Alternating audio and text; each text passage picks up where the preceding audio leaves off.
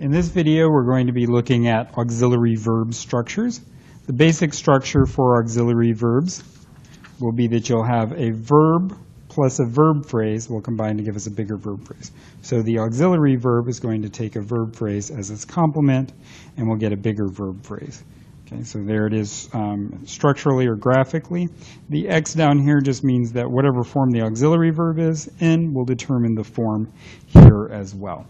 Now this is the basic pattern that we'll see, but there are particular rules for the verbs because different auxiliaries select verbs in different forms over here.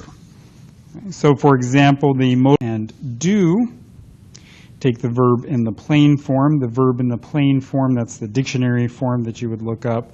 For most verbs, it's looks like the plain present, but for example, the verb be has a special plain form verb form. Okay, let's take a look at an example. All right, so my mother will be at work for another hour. Okay, so here's our auxiliary verb be or will, and that's actually in the plain present form. Okay. Be is in the plain form as we said. Okay, where will I be? I will be at work, so at work is going to be a prepositional phrase complement to combine with be, so we'll give us that structure. Okay, now we have a plain form verb phrase.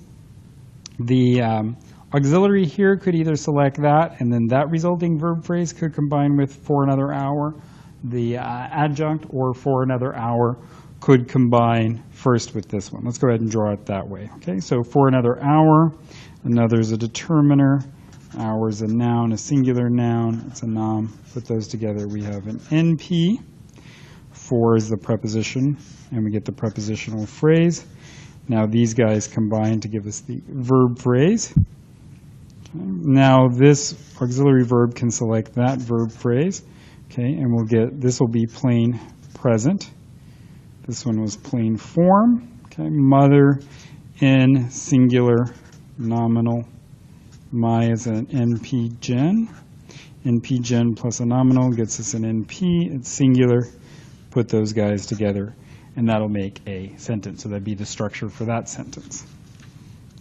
Okay, and here's another example with do. He didn't really believe me. Okay, so here we have an adverb intervening between the auxiliary verb and the main verb, but our rules say that adverbs can combine with verb phrases to make a bigger verb phrase, so that's fine. Didn't, it doesn't matter that it has the nt on there. We can treat it just like we would any other auxiliary verb. Okay, and it'll be in the preterite form. Okay, that's the preterite form. Believe, that's going to be the plain form. Believe me, that's singular. Okay, that'll be its object. That gives us the verb phrase that's in the plain form. Oops, got to make that an adverb phrase first. Now we get the plain form verb phrase. This verb can select it, okay, to give us the preterite and NP, and this is singular, and that gives us the S. Okay. Another type of auxiliary we have is perfective have. Okay, perfective have takes verbs in the past participle form. For most verbs, that's formed just by adding ed with it if they're regular, but there are some irregulars like given, known, seen, beaten, those kinds of forms. And this have will cover all the forms of have, so have, has, had. All right, let's take a look at the perfective examples here. So he hasn't been a contestant yet, so there's our verb in the past participle form. Here's our auxiliary verb, it's 3 singular. Okay, a contestant, that's going to be a noun phrase and the object of been. Well, the predicative complement of been, it's not an object. Okay, there's our verb phrase, it's past participle. Yet is our adverb phrase. Combine that and we get the verb phrase, still in past participle form. Hasn't selects this verb phrase to make the verb phrase hasn't been a contestant yet, and now we can add in our subject to get the sentence. Okay, that's the structure for that sentence. Try another one here. My parents had never been to Europe. Okay, again, here's the verb in that past participle form. To Europe is a prepositional phrase which will occur as a complement of this verb. Okay, never is going to be an adverb phrase. That gives us the verb phrase here, past participle. This is in the preterite form. Had is the preterite. And we get VP pret there. All right, parents, that's plural. Nom, plural. MP gen. Put those guys together, and that makes the NP. NP plus VP gives us our sentence to be the structure for my parents had never been to Europe. All right, we have progressive be auxiliary. The progressive be auxiliary takes form, what your book calls the gerund participle form. This is also known elsewhere as the present participle form. You might also see it called the progressive participle form. Okay, but the main thing is it makes your verb end in ing. Okay. For be, this covers all the forms of be, so am, is, are, was, were, be, being, and been. For the progressive structure, so we're leaving at noon. Okay, so there's our form of be, that's the plain present form. Leaving, that's the ing form, that's the gerund participle. Be a verb phrase on its own. Okay, then we have an adjunct here telling us about the time. We're leaving at noon. Interestingly, noon's probably a proper noun for that specific time of day. Okay, that'll serve as an adjunct, so we get a bigger VP here. Then this V will combine together. Again, this is going to be plain present up here. This is gerund participle. Plain present. Okay, and that's going to allow us to agree with our subject, which is plural. And there we go. Okay.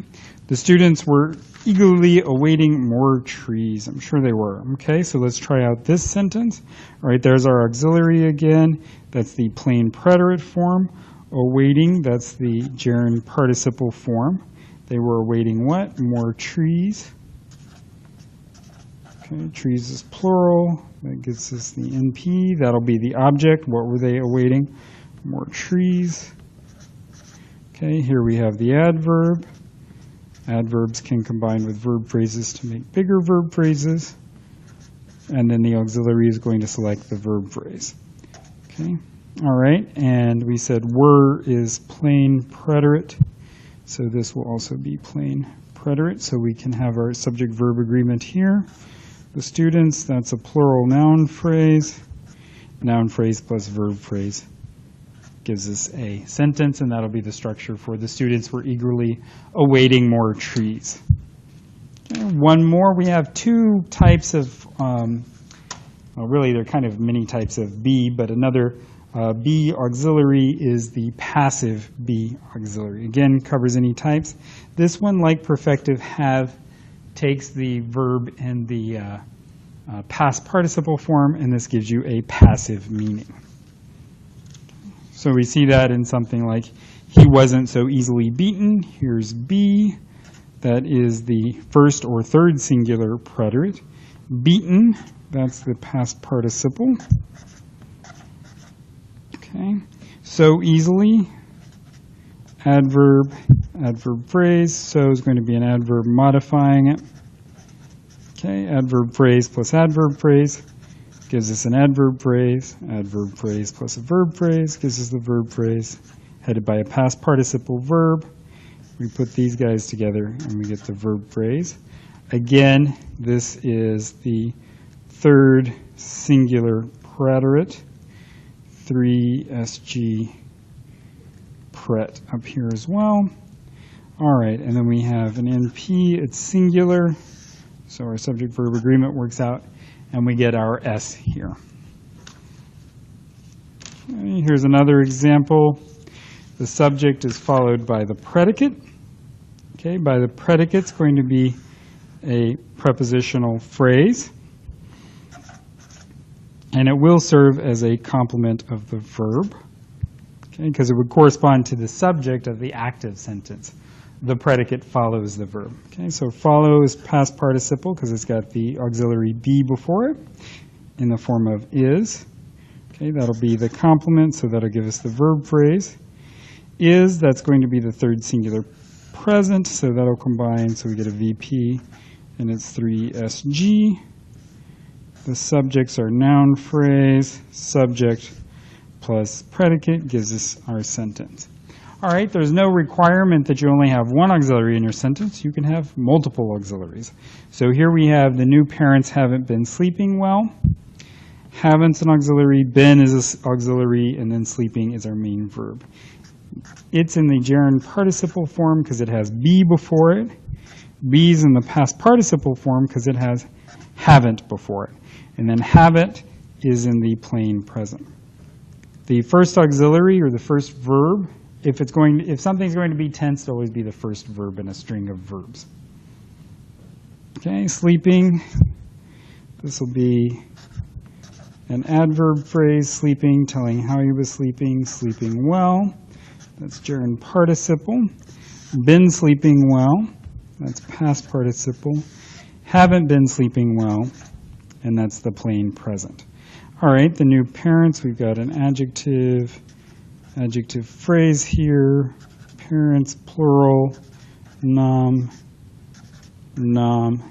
determiner, noun phrase, and sentence. Okay, that's a plural noun phrase to go with the plain. Here's one where we've got all sorts of auxiliaries with it. So the kids should have been being read a story. Okay, we've got being, that's the passive be, because the verb after it is in the past participle form, pronounced read, not read. Okay, being is in the gerund participle form, the ing form, because before it, it has progressive be, which is in the past participle form because it has have before it, which itself is in the plain form because it has the modal auxiliary before it, which is preterite. Okay, so we've got that string of verbs there. Okay, that's kind of the maximum string that you can get. Okay, read is story, so that's going to be the object of the verb. That's a noun phrase. Verb phrase, okay, it'll be past participle. Verb phrase, gerund participle, being read a story. Been being read a story. Have been being read a story. Should have been being read a story. Okay, what do we say that was? Preterite. Okay, and then the kids is a plural noun phrase to be the subject of the sentence. Okay, and that's the structure for the kids should have been being read a story. All right, let's do one more here. We will likely be giving them the news soon. Okay, so just because we've added on auxiliaries, we haven't changed anything about the complements of the verb takes. Actually, that's not entirely true. The passive be does change the complements of the verb, at least changes how they're realized.